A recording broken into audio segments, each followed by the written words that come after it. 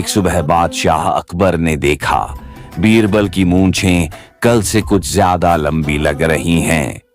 उन्होंने मुस्कुराते हुए कहा, बीरबल, ये क्या मामला है? लगता है तुम्हारी मूंछें भी हमारी सल्तनत की तरह बढ़ती जा रही हैं। दरबार में सब हंस पड़े, पर अगले ही दिन जब बीरबल आया, मूंछें और भी लंबी। अब हंसी की जगह सबकी आंखों में जिज्ञासा थी। तीसरे दिन जब मूंछें और बढ़ीं, तो दरबार में फुसफुसाहट फैल गई। बीरबल पर किसी जादू का असर तो नहीं? अकबर बोले, बीरबल, ये मजाक नहीं। तुम्हारी मूंछें 3 दिन में इतनी कैसे बढ़ीं? ये कोई रहस्य है। बीरबल ने गंभीर स्वर में कहा, जहां पनाह, मैं भी परेशान हूं। मुझे 3 रातों का समय दीजिए, सच सामने लाऊंगा। उस रात बीरबल ने अपना कमरा ध्यान से देखा। मूंछों के पास हल्की सुगंधित खुशबू थी, जैसे कोई तेल या धूप बत्ती जली हो, और खिड़की के पास मिट्टी के हल्के निशान भी दिखे। बीरबल को शक हुआ कि कोई उसके कमरे में आता था। दूसरी रात उसने अपने तकिए के पास एक छोटा आईना रख दिया, ताकि जो भी आए उसकी परछाई दिख जाए।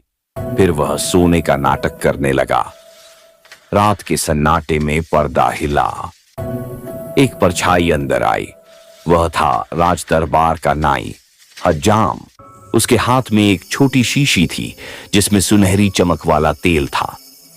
वह धीरे से बीरबल की मूंछों पर तेल मलने लगा और बड़बड़ाया, तेल में नागफनी का रस, भूतनी का बाल और तुलसी का धुआं।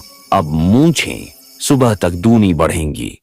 बीरबल ने भीतर ही भीतर मुस्कुराया। असल में वह तेल कोई साधारण तेल नहीं था, बल्कि नाई ने एक अजीब प्रयोग किया था। उसमें चूहे की पूंछ से निकला झिल्लीदार रस और गर्म दूध में पका गोंद मिलाया गया था।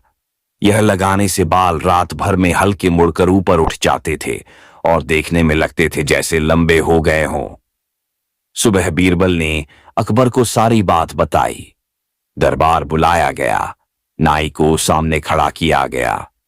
अकबर ने पूछा, ऐ नाई, तू बीरबल के कमरे में क्या करता था? नाई कांपते हुए बोला, जहां पनाह, मैंने बस एक प्रयोग किया था। अगर बीरबल की मूंछें सचमुच बढ़ जाएं, तो मैं अपनी जादुई तेल की दुकान खोल सकूं।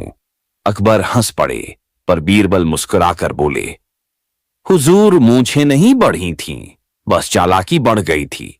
फिर बीरबल ने आईना दिखाया, जिसमें नाई की करतूत कैद थी। दरबार ठहाकों से गूंज उठा। अकबर ने कहा, बीरबल, तेरी मूंछें नहीं, तेरी समझदारी ही इस साम्राज्य की सबसे लंबी चीज है। और उस दिन से लोग कहने लगे, जिसकी बुद्धि बढ़े उसकी मूंछ अपने आप ऊंची हो जाती है।